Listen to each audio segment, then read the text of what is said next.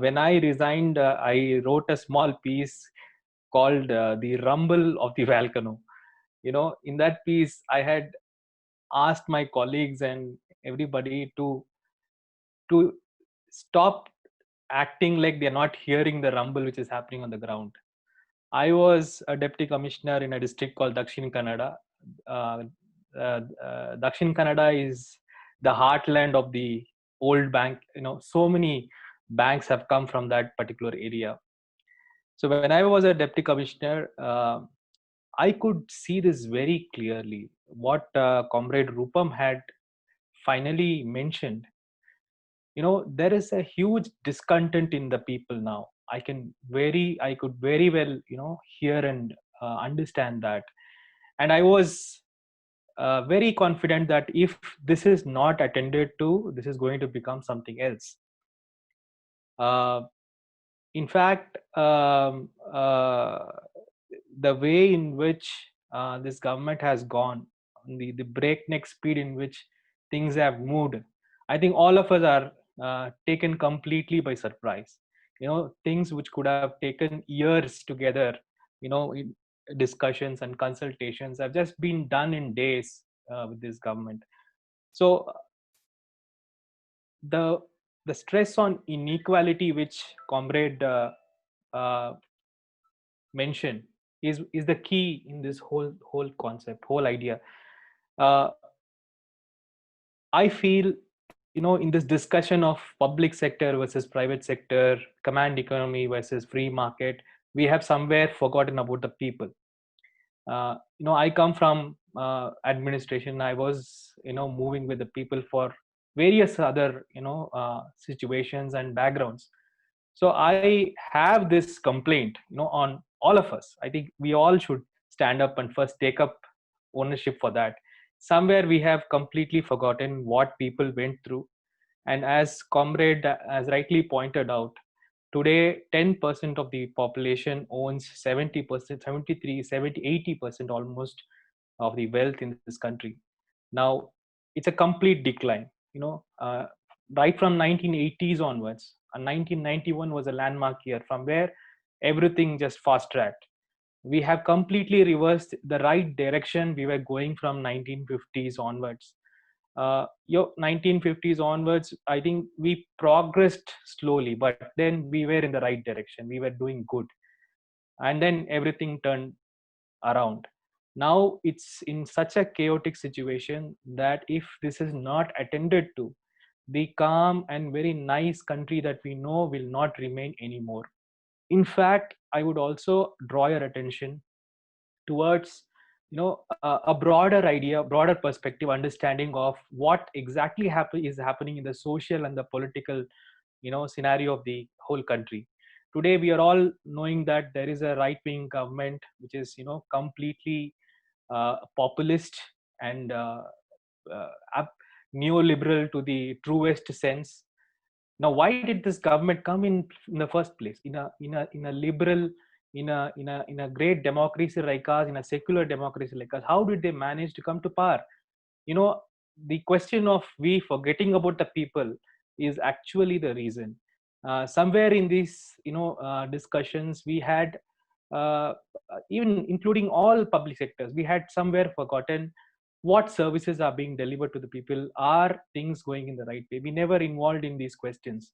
And this is the reason that we are now facing extinction in front of this, in this government. And this government, mind, let us all remember, has been an elected government. It has been elected by the people of this country. So I think we can't suggest piecemeal solutions, like so one sector taking up this has to be understood in a holistic perspective. So first of all, I think we have to stand up and understand where we went wrong. That is the primary thing. I think a lot of deliberation needs to be done on that. Secondly, we need to bring this inequality as the primary point of discourse. In all economic discussions that I hear, people hardly talk about inequality. They talk about GDP figures, they talk about developmental indicators, like Comrade Dinesh ji told, stock markets have now become the indications of all, growth and development. So inequality has to be brought into the primary discourse of any discussion on development, and it has to be now told to the people that, if this inequality is not addressed, if the income distribution is not made even, things are not going to go in the right way. This is the direction in which the narrative has to be taken in all our intellect, in our discussion, because the numbers are in front of us. This is something which nobody can deny, and it's a true danger that if this inequality in this income, in this wealth generation, if it is not addressed, it is going to be a problem. In a country like us, the second question is, like, in 69 we set out with certain objectives. Everybody knows why banks have been nationalized, except for a very small minority. Largely people agree, yeah, it was required. But have we achieved those objectives that, we set out to achieve? In fact, everything is in crucial areas, it has gone in the reverse way. I think these factors that are could be understood by people very easily, need to be brought back into the narrative of this thing. I keep telling this right from last year. After the emergency period, we had seen the first people's movement. It is very encouraging to see a people's movement come up. It might have been for a different issue totally. This is the point I want to drive inside, that these issues are not separate, these are the same issues. Somewhere this has all aided and it has come to this level. Now it is very important that these issues are clubbed together and we stand with the people in their fight for, be it democracy, be it secularism, be it liberal thought process. So we need to come together, we can't stay in silos. This is the second thing that I want to point that I want to make. And in the coming days, what are the challenges the country is to face? I simply can't imagine what kind of challenges we'll be facing. This COVID situation has given us a very, very thorough beating, I should say, to rethink all our ideas and all our thought processes. So in this perspective, this is the right time to bring back these issues of, for example, sustainable development. We don't have progress, we never have, even, I don't think we have made enough progress. I think the coming days, sectors like health and this sustainable development is going to be a major major problem to even think about.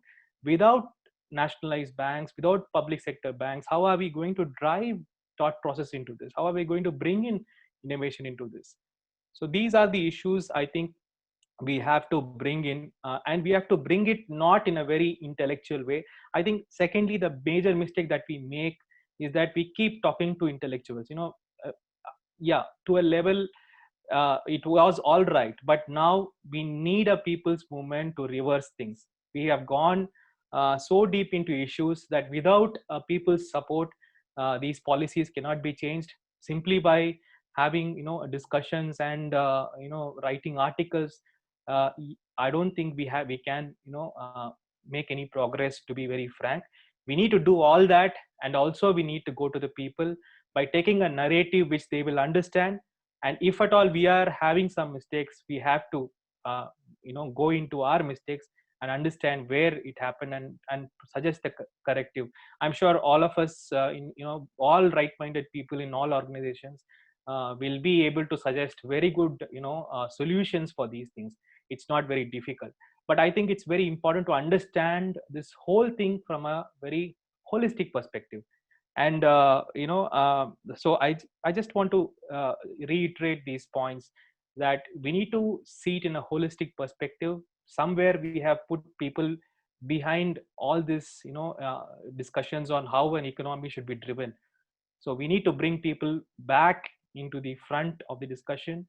Inequality has to come into any discourse when we talk about growth, development in this country or our future.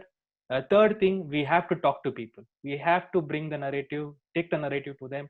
If required, we have to go to the streets. If required, we need to get ready to get our feet dirty. Otherwise, I am not seeing any future. So, but at the same time, I am also very, very sort of positive, very, very encouraged by the people's movement which happened last year. It was amazing, led by the students. Classic, classic response to an authoritarian government. Please understand, this government doesn't like dissent. This government doesn't like. It is not only a government which wants, to rule from the top. It wants everybody to think alike, in a certain way. So liberal thoughts and dissent is not going to be accepted. In spite of that, the students of this country stood up and took voices.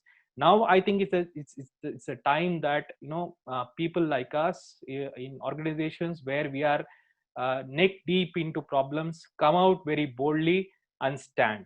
And all it takes is one move. It takes is a small group to, show the courage to come forward. So I think we have to take this to the streets. Otherwise, I don't see this government reversing things in any way. I would conclude with that. Thank you.